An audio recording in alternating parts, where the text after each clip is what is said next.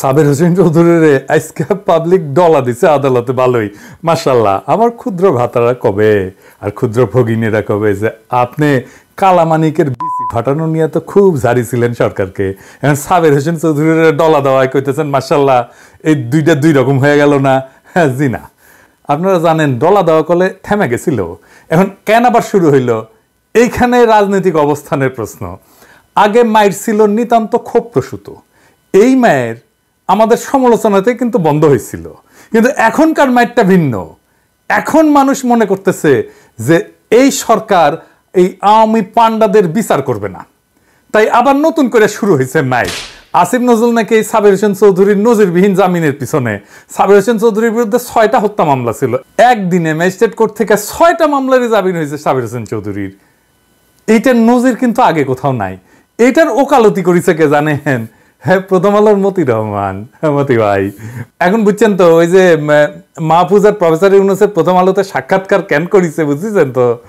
মতিউর রহমান প্রথম আলো শুরু করার আগে সাবের হোসেন চৌধুরীর ভোরের কাগজে ছিল। আসিফ নজরুল নাকি কইছে যে সাবের হোসেন চৌধুরী ভদ্রলোক, এলিট, বুঝছাও, তাই তারা জামিন দিতে হবে।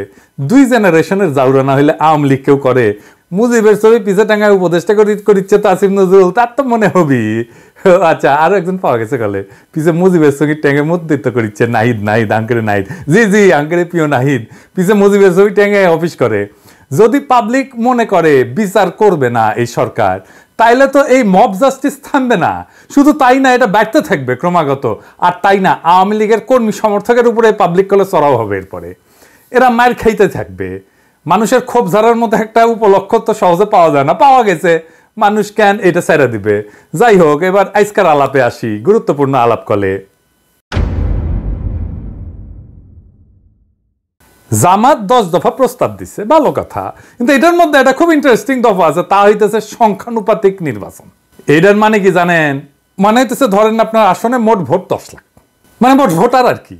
তো ইলেকশন হইলেও বিএনপি পেলো 5 লাখ, জামাত পেলো 3 লাখ। এখন আবার জামাত বলবে আমাদের কম ভোট দিলেন কেন? যাই হোক, এটা হিসাবের জন্য আর কি। আওয়ামী লীগ পেলো ধরেন 1 কান ভোট, তাও চূড়ান্ত গণনা ক্যান্সেল হয়ে গেল। হ্যাঁ, তো জিতবে তো বিএনপি, তাই না? তো এখন যে জামাত যে 3 লাখ ভোট পেলো, এটা তো পুরাই লস জামাতের জন্য। সে বলতেছে না, 300 আসনে যত ভোট পড়বে সেই ভোট, মোট ভোটের যত শতাংশ, 300 আসনের তত শতাংশ সিট তারে দিতে হবে। তার মানে কোন সিটে আলাদাভাবে যারা জিততেছে না, তারা যদি সব মিলায় 1% ভোটও পায়, তাইলে তারা 3টা সিট পাবে, বুঝছাও? যদি 0.5% পায়, তাইলেও 1টা সিট অন্তত পাবে। ছোট দলের জন্য খারাপ না, সিট বাড়ে এতে। ইউরোপের অনেক দেশে সিস্টেম আছে, তাই ন্যাশনাল পলিটিক্সে ছোট দলের একটা ভয়েস আছে, তাহলে তো ভালোই, তাই না? পশ্চিমে তো অনেক কিছুই আছে রাজনীতিতে, তাই না? আমরা জানি পশ্চিমে সেকুলারিজম আনিছি আমরা, আছে তো, আনিনি কে? পশ্চিমে LGBTQ রাইটস এর ইস্যু আছে, আমাদের দেশের লোকেরা মেনে নিবে? পশ্চিমে মদ খাওয়া, জুয়া, ক্যাসিনো মেনে নিবে? আমাদের দেশে মেনে নিবে না। তার মানে পশ্চিমে আছে, এটা কোনো সাফাই হইতে পারে না। হ্যাঁ, ছোট দলের জন্য এটা ভালো। তো জামাত কি ছোট দল নাকি? এবার মনে করিছে যে চিরজীবন সে ছোট দল থাকবে। ওই যে আছে না সেকেন্ড ডিভিশনে খেলা, ওই চিরজীবন সেকেন্ড ডিভিশনে খেলবি জামাত। আজ আমরা দেখবো যে এই ইস্যুটা আমাদের গ্রহণ করা উচিত কিনা, করলে কেন উচিত, না করলে কেন উচিত না। আসেন এটা আমরা আলাপ করি। জামাতের লোকেরা একটু আপনারা দেখেন, একটু বুঝে নিয়েন। আপনারা তো বেশি বুঝেন, মেলা শুনলেন লাগে আমার কথা। আসেন শুনি। আমি প্রথমে আপনাদের এই দাবির ইতিহাস শোনাবো, তাইলে আপনি একটা প্যাটার্ন দেখতে পাবেন, কিন্তু আপনি নিজেই বুঝবেন যে এটা কার দাবি, আসলে কারা এই দাবি তুলিচ্ছে। প্রথম দাবি তুলিছ কে জানেন? জানেন না? এই 1994 সালে দাবি তুলেছিল সিপিবি, বুঝছাও? তারপরে দাবি তুলিছে কে? জাতীয় পার্টির জিএম কাদের, বুঝছাও? 2 মাল লাইনে এসে গেল, বুঝছাও? আপনাদের মনে আছে না, জিএম কাদের নির্বাচনের আগে ইন্ডিয়া গিয়া বার্তা নিয়ে আসছিল, আবার কইছিল কওয়া যাবে না, কি কয়ে দিছে ইন্ডিয়া। তারপরে কইছে কে? চরমোনাই। আপনার কি একটা প্যাটার্ন দেখবার পাচ্ছেন? জামাতের ভাইরা প্যাটার্ন দেখবার পান যে 3টা দল, আমি কইবার চাইতেছিলাম না, তাও কয়া দিই আর কি। এটা মানুষে মনে করে, আমি কিন্তু কই নাই কিছু, বুঝছাও? 3টা দল ইন্ডিয়ার খুব ঘনিষ্ঠ বলে কথিত আছে। চরমোনাইয়ের ভাইরা মাইন্ড করেন না, এটা আপনাদের সম্পর্কে পারসেপশন। আমি কইছি জন্য তা কিন্তু না, এটা আপনাদের সম্পর্কে সমাজে পারসেপশন নিয়ে কি করবেন এটা আপনারা বুঝে নেন, কিন্তু আপনাদের সম্পর্কে সমাজে এই কথা চালু আছে। কিন্তু আপনারা যদি মনে করেন যে চালু নাই, তাইলে আপনারা রাজনীতি করার জন্য সাবালক হয়ে ওঠেননি, বুঝছাও? আসলে এই সংখ্যানুপাতিক নির্বাচন এটা হইতেছে ইন্ডিয়ান এজেন্ডা। তাহলে ইন্ডিয়া কেন এই সংখ্যানুপাতিক নির্বাচন প্রমোট করছে? এটার ইন্টারেস্টিং আলাপ, আসেন সে আলাপটা দেখি। ভারত বাংলাদেশে এখন দুইটা জিনিস চায়, ও তো তালুকদারি গেছে, এখন দুইটা জিনিস চায়। এক, বাংলাদেশ যেন স্থিতিশীল একটা শক্তিশালী সরকারি দল না থাকে। দুই, আওয়ামী লীগ যেন বাংলাদেশের রাজনীতিতে জায়গা কইরা নেয়। এই দুইটা উদ্দেশ্যই সফল করবে সংখ্যানুপাতিক নির্বাচনের ব্যবস্থা, বুঝছেন? এটা কিন্তু ভয়ানক একটা দাবি করেছে জামাত, বুঝেও নাই যে এই দাবিতে কি হয়ে যাবে। আসেন আমরা দেখি কিভাবে। আসেন প্রথম ইস্যুটা দেখি। ধরেন যে এই যে বিপ্লব হয়নি এরকম একটা অবস্থায় নির্বাচন হইতেছে আর কি, হ্যাঁ, বিপ্লব হয়নি এটা ধরে নেন আর এইটা যে অবস্থা ছিল সেই অবস্থার মধ্যে আমরা একটা নির্বাচনের মধ্যে যাইতেছি। আওয়ামী লীগ বিএনপি উভয়েরই নিজস্ব শক্তিতে নির্বাচনে জয় হওয়ার কিন্তু সম্ভাবনা আছে।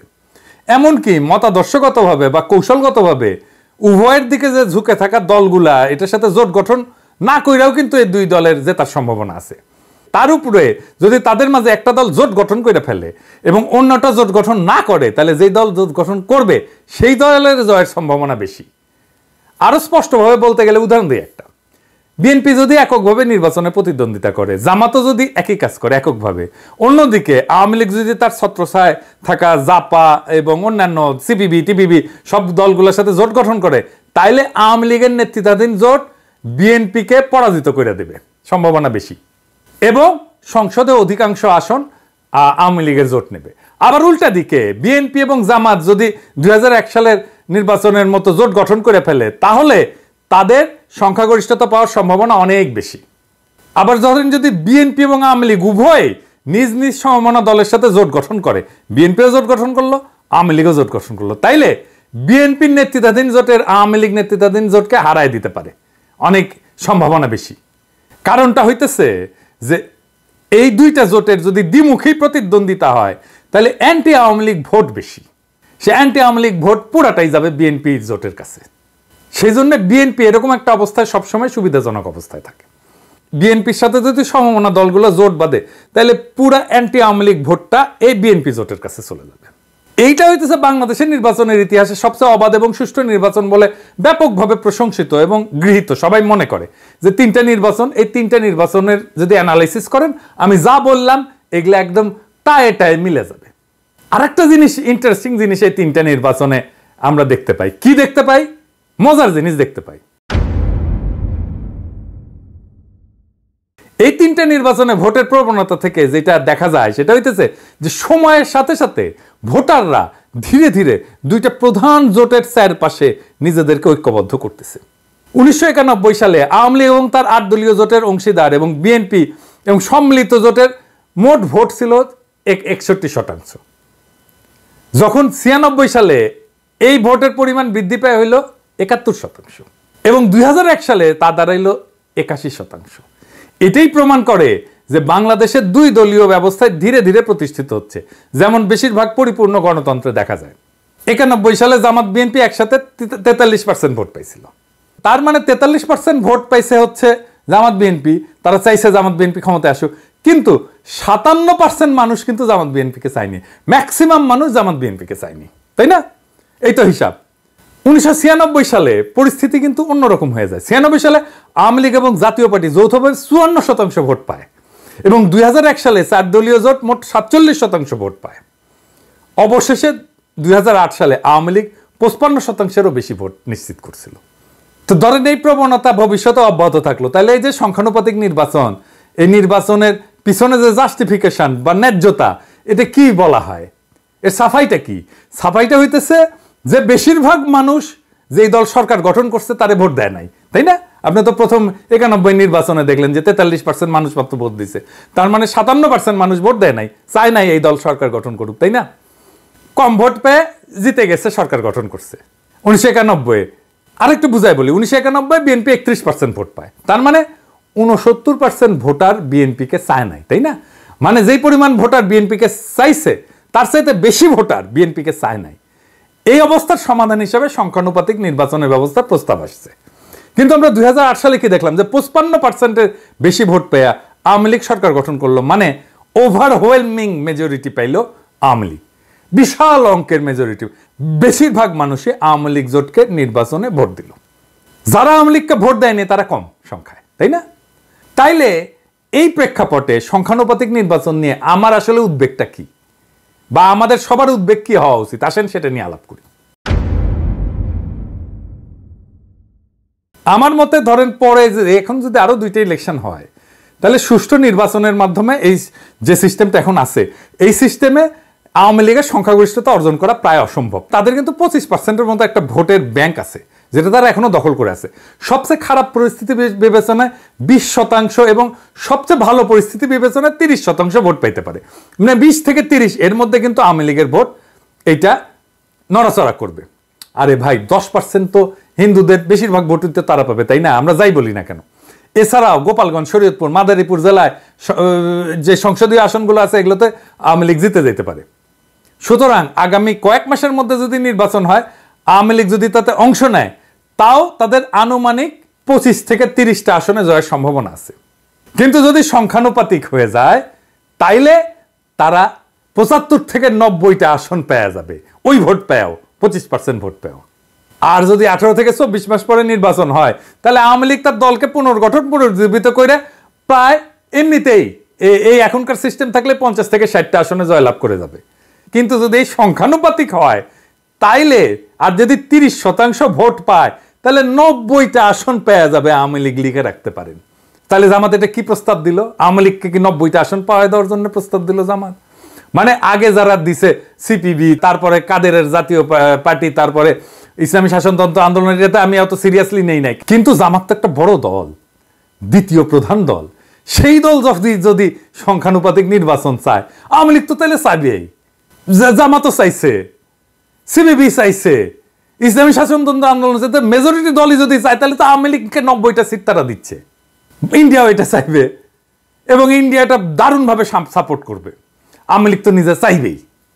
এবার বুঝছেন তো, আগামী নির্বাচনে আওয়ামী লীগের সাথে জোট যদি না করে জাপা, তাহলে তো নিশ্চিন্ন হয়ে যাবে। সুতরাং সেই কারণেই জাতীয় পার্টিও এটারে সমর্থন করছে সংখ্যানুপাতিক নির্বাচনকে।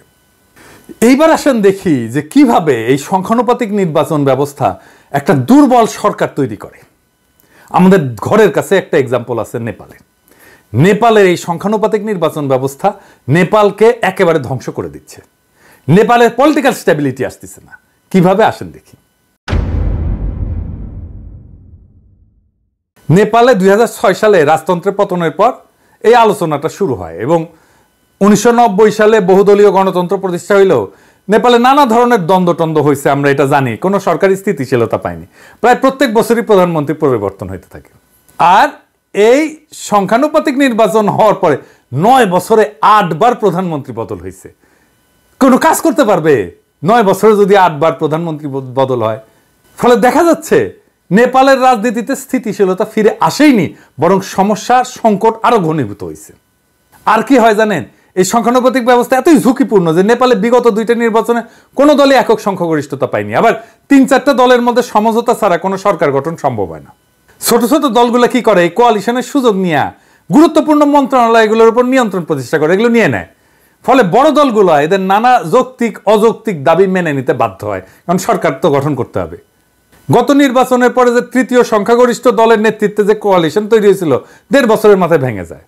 বর্তমানে যে দলটা কোয়ালিশন আছে তারা ছিল দ্বিতীয় সংখ্যাগরিষ্ঠ দল এবং এটা সম্পূর্ণভাবে এই দলটা অন্যান্য দলের সমর্থনের উপর নির্ভরশীল।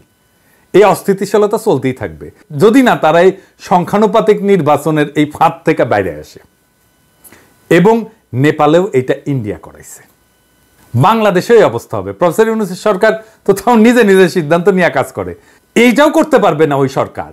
আর শক্তিশালী সরকার না থাকলে কি সমস্যা হয় সেটা তো প্রফেসর ইউনূসের সরকারকে দেখে বোঝা যাচ্ছে। প্রফেসর ইউনূসের সরকার যতটুকু দুর্বল, তার চেয়ে দুর্বল সরকার হবে যদি সংখ্যানুপাতিক নির্বাচনের মাধ্যমে সরকার গঠিত হয় বাংলাদেশে। আরে ভাই, ইউরোপে ইনস্টিটিউট শক্তিশালী, আমাদের দেশে তো ইনস্টিটিউটই দাঁড়ায় নাই। ইনস্টিটিউট শক্তিশালী থাকলে তখন একটা সমঝোতার একটা স্পেস থাকে। যেখানে ইনস্টিটিউট শক্তিশালী থাকে না সেখানে সমঝোতা হয় না। এই নেপালের মতো অবস্থা হবে, অযৌক্তিক দাবি নিয়ে আসবে এবং সরকারি দলকে বিপদে ফেলতে থাকবে এবং বিপদে ফেলে নানা জিনিস ব্যয় করে নেওয়ার চেষ্টা করবে সমর্থনের বদলে। তাহলে আমাদের কি করা উচিত?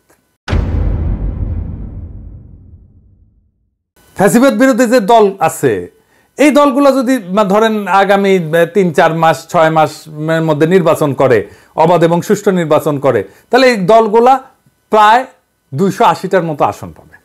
তো তারা কেন এই সংখ্যানুপাতিক সিস্টেমের পক্ষে দাঁড়াচ্ছে? কোনো কারণ তো নাই।